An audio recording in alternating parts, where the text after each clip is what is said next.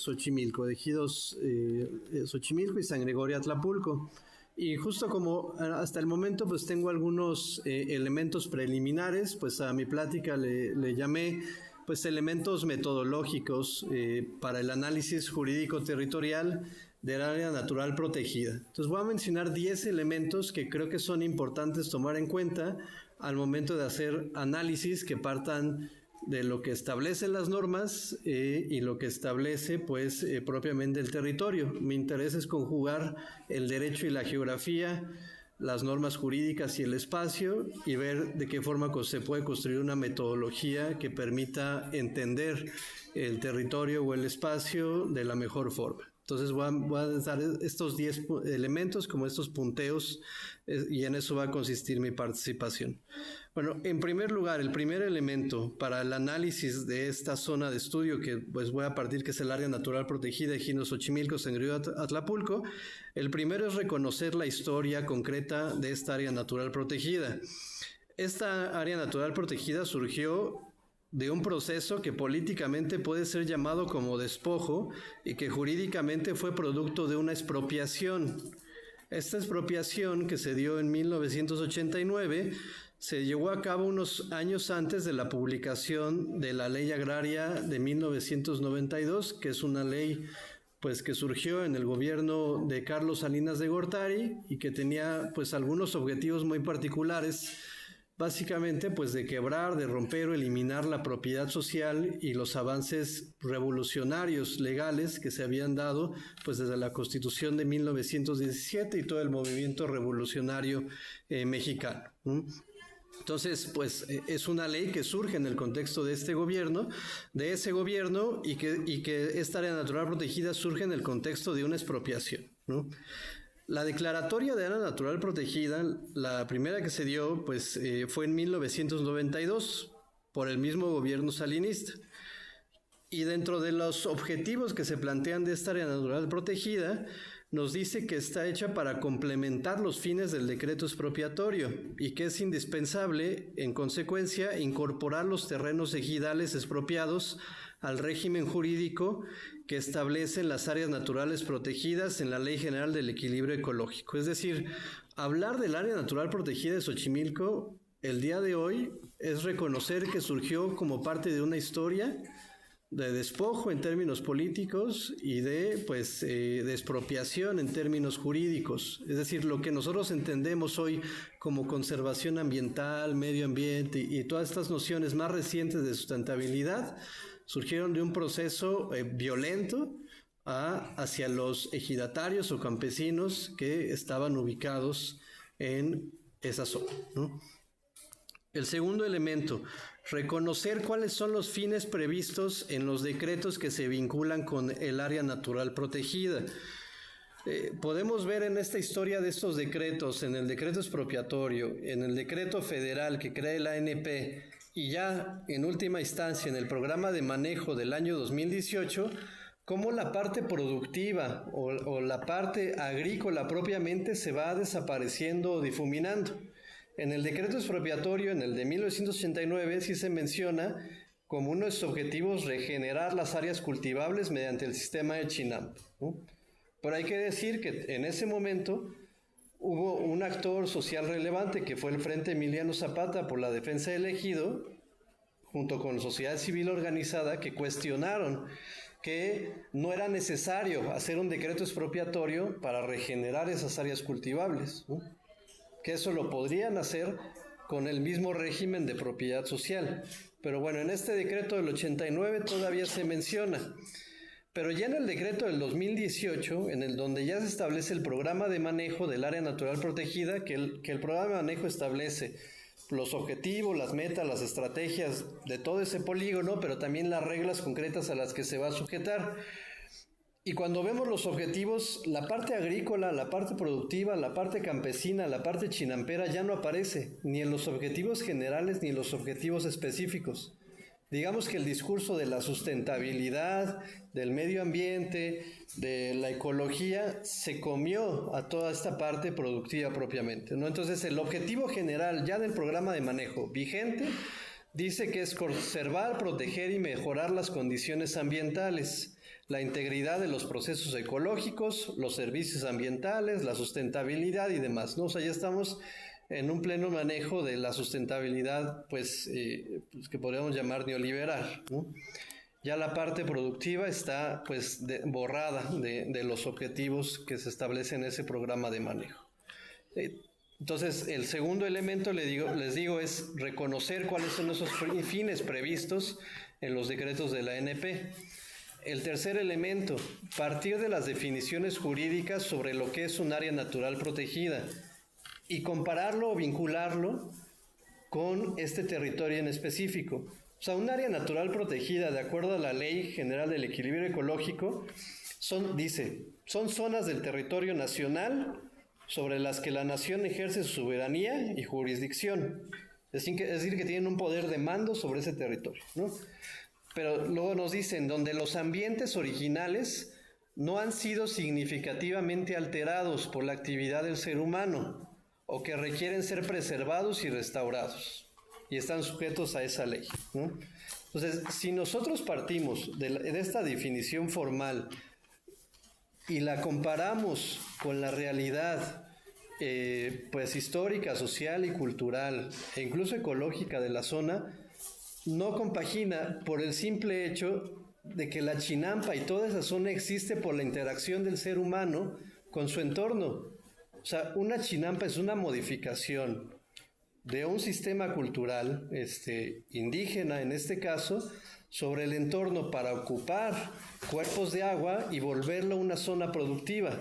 O sea, no estamos hablando en esta visión de la sustentabilidad más norteamericana, más europea, de pensar área natural protegida, es un lugar pristino, limpio, donde el ser humano no ha interactuado.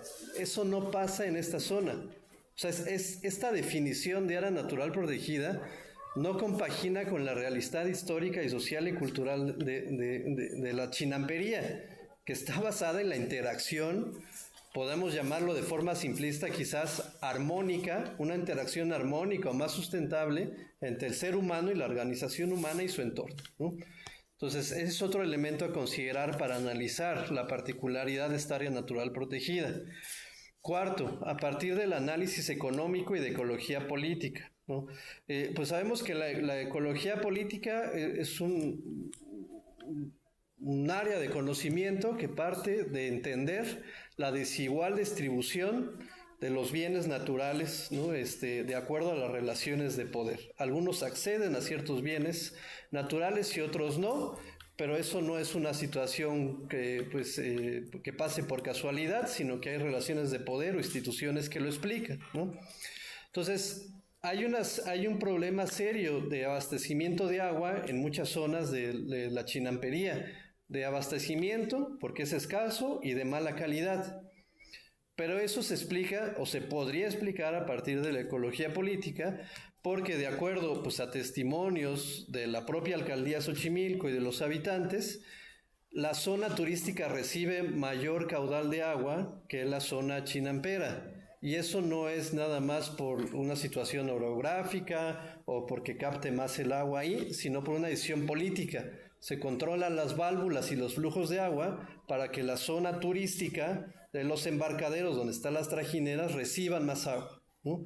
Entonces, los problemas de ineficacia de las normas, es decir, que no se cumplan la calidad de agua y la cantidad, tienen que ver con problemas de ecología política.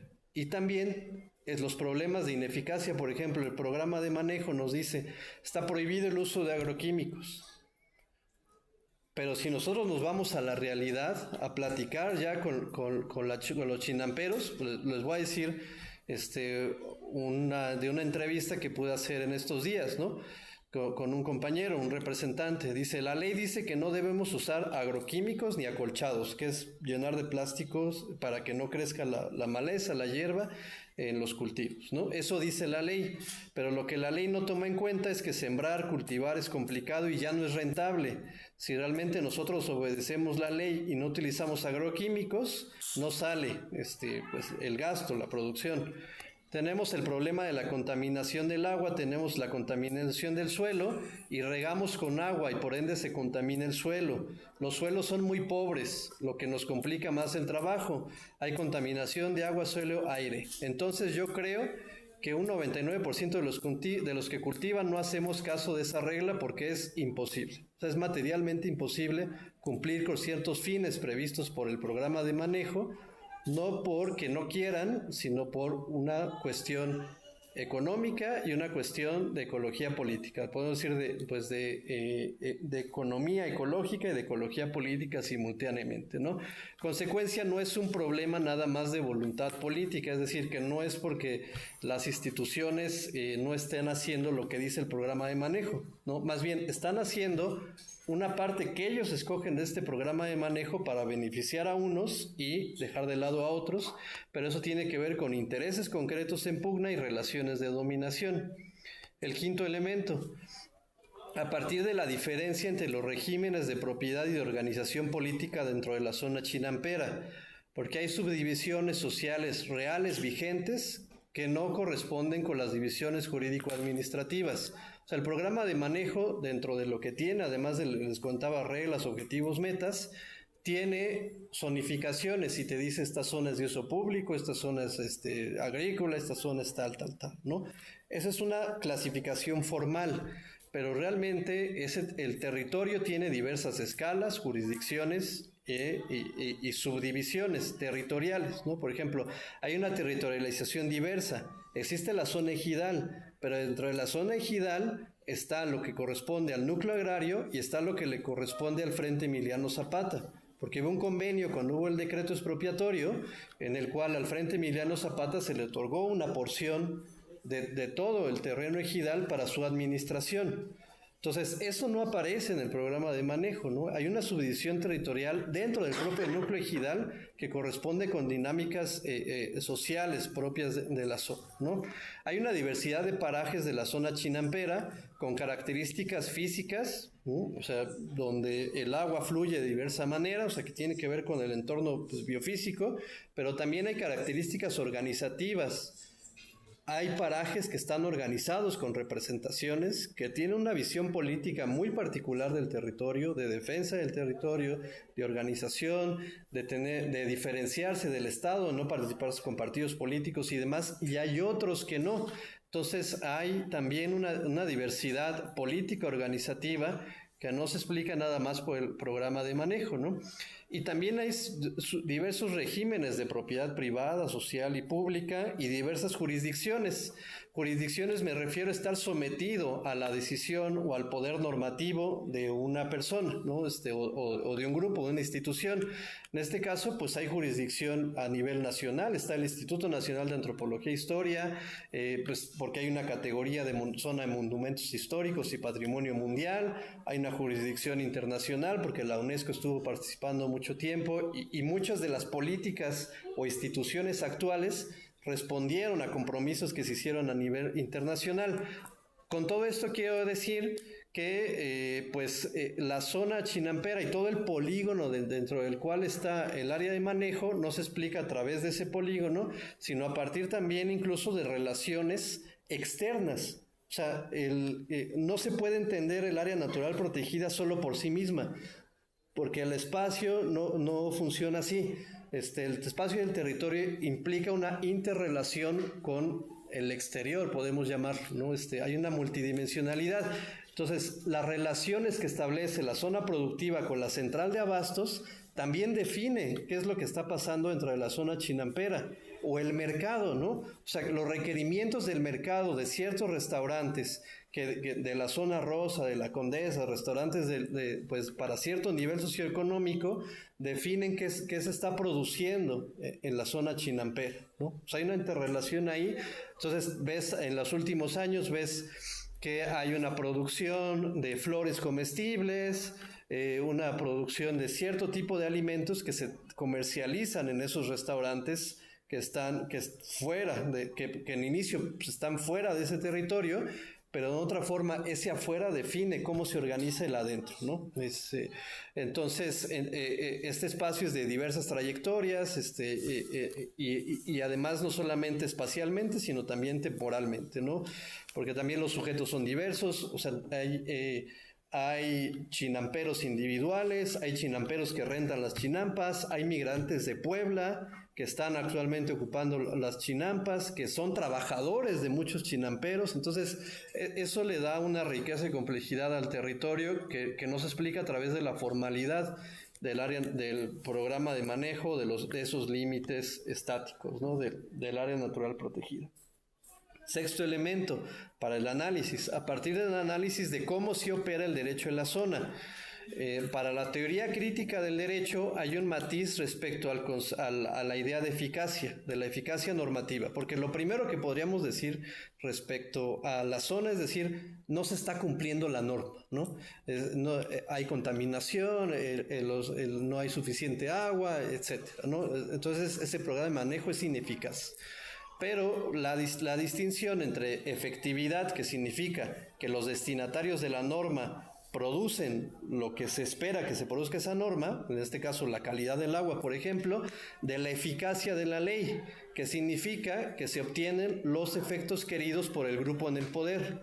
En ese sentido, me parece que la jurisdicción estatal es efectiva o ha sido muy efectiva en despojar a los sujetos chinamperos de su capacidad política y organizativa para resolver algunos problemas. Por ejemplo, en el tema de los asentamientos humanos irregulares que se van asentando en la zona chinampera, hay casas, viviendas que se van poniendo ahí. Y de las pláticas que hemos tenido o del trabajo que se ha hecho allí en la zona chinampera, por lo general, en muchas ocasiones se decide no ponerle un freno desde la propia organización chinampera, sino recurrir al Estado para resolver la problemática, meter denuncias ante la Procuraduría Ambiental, meter denuncias ante la Secretaría de Medio Ambiente. Eso significa que hay un reconocimiento de que esa es la autoridad encargada de resolver los problemas internos de la chinampería, y ese reconocimiento significa que ese derecho está siendo vigente, pues, ¿no? O sea, la norma que dice que tienes que seguir un procedimiento establecido con una serie de pasos, hacer tu escrito y meter una denuncia, es muy eficaz, ¿no? Y es muy eficaz porque meterse directamente a frenar las construcciones irregulares implica un conflicto directo entre los chinamperos y las personas que están habitando en la zona, ¿no? Entonces, muchas veces se dice que el derecho no se cumple. No, más bien también hay que fijarnos cuáles son las normas que sí se están cumpliendo y quién está teniendo la capacidad política de hacerlas cumplir. El séptimo elemento, a partir del análisis teórico sobre las características del derecho moderno y de la historicidad del derecho, ¿no? El derecho moderno, lo que nosotros conocemos actualmente como derecho, no siempre ha sido igual. O sea, esta noción que les digo de desvincular la resolución de conflictos de la propia comunidad y mandarla a un ente abstracto que se llama Estado, personificado por algunos seres humanos a los cuales les damos esa facultad de resolver conflictos, eso es un producto de la modernidad, está históricamente situado, ¿no? Entonces, si eso está históricamente situado, significa que los instrumentos como los programas de manejo y las unificaciones también, y eso también tiene otras consecuencias, significa que tienen características propias, ¿no? O sea, que podemos decir, el derecho moderno tiene estas características, y una de sus características es la abstracción y la generalidad. El derecho abstrae la realidad para poderlo volverlo general y universal, ¿no?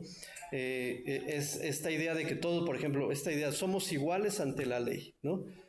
Yo recuerdo una anécdota, tengo una hija muy pequeña y yo como abogado le decía, pues es que todos somos iguales, y ella pues inmediato, pues no, ¿no? O sea, no somos iguales, materialmente no somos iguales.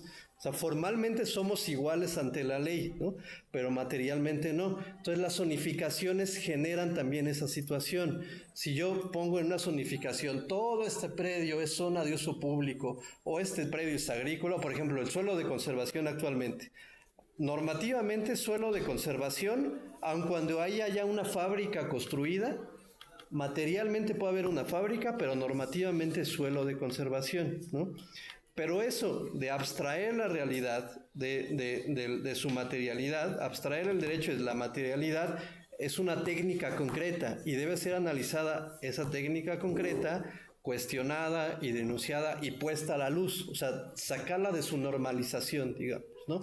Entonces, otro elemento es analizar qué consecuencias tiene ese tipo de zonificaciones o el uso de las técnicas del derecho moderno para analizar el área natural protegida de Xochimilco, ¿no? Octavo elemento, partir del derecho eficaz en la zona, pero construido a partir de sus propios actores, ¿no? Esto significa la organización política de diversos sectores o actores lleva a la constitución de normas y de acuerdos jurídicos vinculantes que no están previstos en las legislaciones estatales, es decir, hay un derecho propio.